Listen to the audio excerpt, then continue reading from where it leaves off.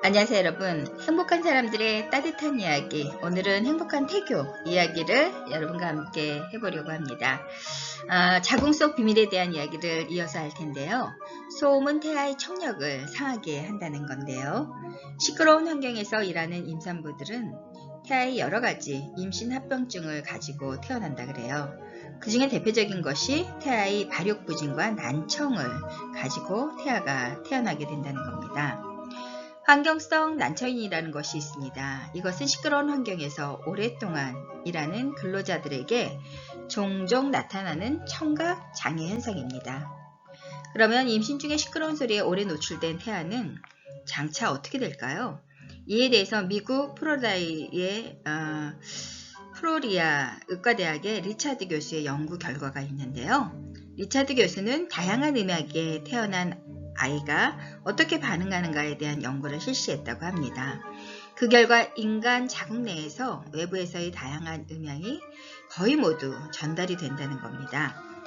태아는 대부분의 소리를 기억하고 외부 음향이 지나치게 높을 경우에는 태아에게 해로운 결과를 초래할 수 있다는 사실을 밝혀내게 되는데요. 이러한 것은 분만 전에 음향을 태아가 인지한다는 간접적인 증거가 됩니다. 이런 현상을 리차드 교수는 태아 각인이라는 용어로 표현했습니다.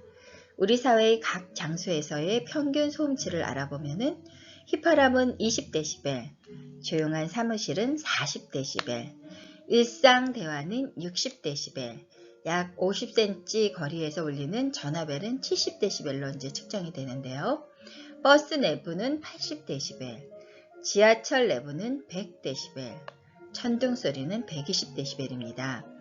귀에서 통증이 유발될 정도의 소음은 140dB를 넘을 때인데요. 각 나라에서도 도서관에서의 소음 규제치를 보면 대부분 40dB로 규정되어 있습니다. 공부하는 곳에서나 소음 규제치는 상당히 엄격하게 제한이 되고 있는데요. 그렇다고 태교 시기에 적정 소음, 즉 자궁 내의 소음은 어느 수준이 되어야 하면 좋을까요? 엄마의 일상 대화를 60dB라고 할 때 태아는 80 내지 90dB의 소리 환경에 노출된다는 겁니다. 엄마가 지하철을 타고 있을 때 옆 사람과 대화를 나눈다면 자궁 내 기본 소음을 빼더라도 태아에게는 약 100dB 음량이 들리는 것이죠. 이러한 음량은 어른들도 귀에서 통증이 유발되는 수준의 소음인데요. 만약 임신부가 항상 목소리를 크게 내어 작업에 종사하고 있다면 당장이라도 말려야 한다는 겁니다. 자체 목소리의 음량에 비례하여 자궁 속의 태아는 더욱 크게 증폭되는 소리를 듣고 있기 때문이죠. 부부싸움을 자주 하는 부부에게 태아의 정서적인 문제는 물론이거니와 육체적으로도 청각신경의 장애에도 유발될 수 있다고 보면 될 것 같습니다. 바로 큰 소음에 자주 노출되기 때문에 그런데요. 그러나 이런 와중에서도 다행스러운 것은 자궁 내의 양수가 그나마 소음을 다소 감소시키는 역할을 한다는 것입니다. 만약 양수가 없다면 태아는 시끄러운 소음에 견딜 수 없게 될 것입니다. 그러나 소음이 더욱 높아진다면 이러한 양수의 방어 효과도 기대할 수 없다는 거죠. 이 경우의 대책이라는 것은 그저 소음을 원천적으로 봉쇄하는 것밖에 없다는 겁니다. 시끄러운 환경에서 일하는 인부들은 태아는 여러가지 임신 합병증을 가지고 태어납니다. 그 중에 대표적인 것이 태아의 발육부전과 소음의 만성적인 노출이 되어 있으므로 음향의 스트레스로 인한 저체중 아기가 태어나는 것이고요. 그 밖에 문제가 될 수 있는 것이 소위 신생아에게서의 난청입니다. 성인들이 소음이 많은 직업장에서 오래 일할 경우에 난청이 되는 이유와 같은데요.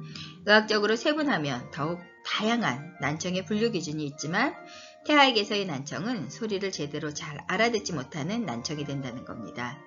난청은 일상생활에서 큰 장애가 되기도 하죠.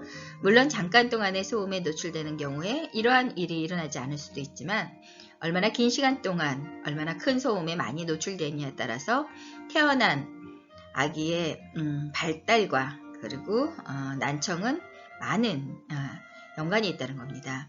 태아에게서의 소음 규제치는 아직 연구되어 있지는 않습니다. 그러나 태아의 청각 기능의 외부 환경에서의 다양한 소음이 분명한 영향을 준다는 사실을 우리는 알아야 하는데요. 귀가 찢어질 듯한 시끄러운 음악과 파괴음, 기타 불유쾌한 소음 등이 모두 이에 해당된다고 보시면 될 것 같습니다. 임산부 앞에서 큰 소리로 떠드는 사람들은 태아 난청 유발죄의 제목으로 벌을 주어도 시원치 않다는 생각이 드는데요. 우리나라 전통 태교인 칠태도에도 풍립송이라는 운치 있는 구절이 다시금 떠오르게 하는데요. 여기에 비록 소나무에 드는 바람 소리를 감상하지는 못할 망정 임산부 혼자 가만히 있는 상태에서도 태아에게 항상 시끄러운 자궁 속에서 고생하고 있다는 사실을 기억하는 것이 중요하다고 봅니다.